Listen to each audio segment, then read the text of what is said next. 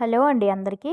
ఈరోజు మంచి రుచికరమైన ములక్కాడలు, వంకాయ, బంగాళదుంపలు, టమాటా కర్రీ చేసుకుందాము.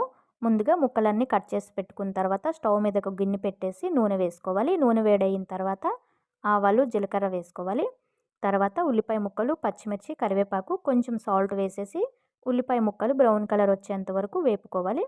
ఇవి వేగిన తర్వాత కట్ చేసి పెట్టుకున్న ముక్కలు వేసేసి రుచికి సరిపడా ఉప్పు వేసుకొని పసుపు వేసేసి శుభ్రంగా కలుపుకొని మూత పెట్టుకోవాలి. ఈలోపు 2, 3 టమాటాలు అయితే పేస్ట్ చేసుకోవాలి. టమాటా ఇలా పేస్ట్ చేసి వేసుకుంటే గ్రేవీ మనకి ఎక్కువగా వస్తుంది. ఈ కర్రీ రోటీ, చపాతీ, రైస్లోకి కూడా బాగుంటుంది.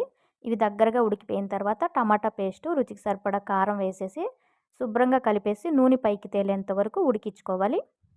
తర్వాత మూత తీసి కలిపేసి కొంచెం నీళ్లు వేసుకొని కొత్తిమీర కూడా వేసుకొని ఒక 5 నిమిషాలు ఉడికించుకుంటే వేడి వేడి కర్రీ మనకి రెడీ అయిపోతుంది.